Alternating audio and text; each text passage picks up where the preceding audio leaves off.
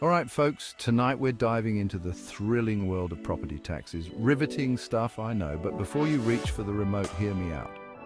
Property taxes are how we fund things like schools, parks, and fire departments, basically the good stuff. The idea is simple. You pay taxes based on the value of your property. Seems fair, right? Well, it should be. But as with many things in life, the devil's in the details, and those details often involve something called mass appraisal. Now, you might think determining a property's value is pretty straightforward. Just look at how much similar houses are selling for. Factor in a few variables, boom, fair market value. But it's not that simple, folks, not even close, because when it comes to mass appraisal, things can get a little subjective, and that's where the trouble begins. You imagine trying to bake 1,000 cakes all by yourself, except you only have time to glance at the recipe for each one. That's essentially what mass appraisal is like. Assessors, the folks responsible for valuing your property, have to assess tons of properties quickly. They use data, statistics, and algorithms to try and make the process more efficient. But even with all the fancy tools, there's still a human element involved, and humans, my friends, are inherently, well, human. We make mistakes, we have biases, and sometimes those biases can seep into the appraisal process, leading to some seriously wonky valuations. Think about it. If an assessor is having a bad day, are they more likely to lowball or highball your property value?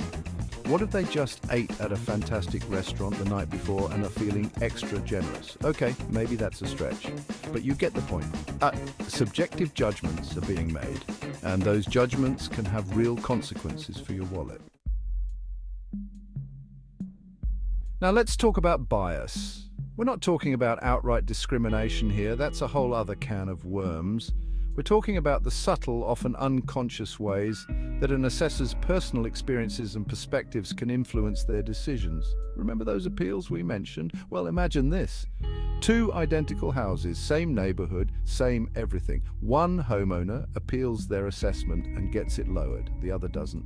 Suddenly you've got 2 identical properties with wildly different tax bills. How is that fair? This is where things get really interesting. See, when an assessor makes an initial assessment, it's just that, an initial assessment. But once an appeal is filed, the dynamic changes. Now, it's personal. The assessor has to defend their judgment, and that's where those unconscious biases can really take hold. Let's say an assessor grew up in a neighborhood where everyone meticulously maintained their lawns. They might unconsciously place a higher value on a well-manicured lawn, even if it has no real impact on the property's market value. Or maybe they recently attended a conference where a charismatic presenter argued that houses with certain architectural features are more desirable. Suddenly they're seeing those features everywhere and adjusting valuations accordingly. These might seem like small, insignificant things, but when you're talking about thousands of properties and millions of dollars in tax revenue, even the smallest biases can add up to some major inequities. And the worst part? Most people don't even realize it's happening. Section 5, the assessor's bubble groupthink and its discontents. Now, imagine a whole group of assessors all working together, sharing stories and influencing each other's perceptions. They develop a shared understanding of what constitutes a valuable property, an understanding shaped by their collective experiences and biases. This assessor's bubble, as we'll call it, can make it difficult to see outside their own narrow perspective. It's like that time you and your friends all convinced yourselves that bell-bottoms were coming back in style. You were so sure of it, you even bought matching outfits. But guess what? The rest of the world wasn't buying it, and neither were those property owners stuck with unfairly high tax bills because their homes didn't fit the assessor's narrow definition of desirable. The problem with this kind of groupthink is that it can create a self-reinforcing cycle of bias.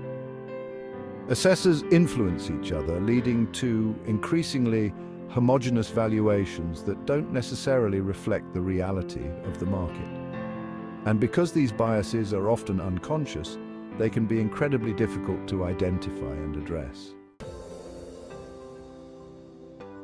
Section 6, beyond the numbers, humanizing the appraisal process. So what can we do about this assessor bias problem? Well, for starters, we need to acknowledge that assessors are human beings, not robots. They're susceptible to the same cognitive biases as the rest of us. And while we can't completely eliminate these biases, we can certainly mitigate their impact. One way to do this is through increased transparency and accountability. Make the appraisal process more open and accessible to the public. Publish data on assessments, appeals, and assessor performance. Let homeowners see how their valuations are determined and give them a voice in the process. Another important step is to diversify the assessor workforce. The more diverse the group of people making these valuations, the less likely it is that any one bias will dominate. Encourage people from all professional backgrounds, especially from the private sector, to pursue careers in assessment and provide them with the training and support they need to succeed. Also, professionals with property tax experience from both the private and assessor side may help boost objectivity, since they are most likely to have multiple perspectives. Section 7, fighting for fairness solutions for a more equitable system. But it's not just about who's doing the assessing, it's also about how they're doing it. We need to move away from subjective judgments and toward more objective measures of value. That means using data-driven approaches, incorporating market trends, and developing clear, consistent standards for assessing properties. And when it comes to appeals, we need a system that's fair, transparent, and accessible to everyone. The basis of a property's value reductions during appeals should be transparent and easily accessible to the public without violating a property owner's confidential data. No more neighbours discount where only those who know the system can get their assessments lowered. Everyone deserves a fair shake, regardless of their income, education or social standing. We also need to address the cultural factors that contribute to assessor bias. That means fostering a culture of continuous learning where assessors are encouraged to challenge their own assumptions and biases. It means promoting open communication and collaboration, both within assessor offices and with the communities they serve.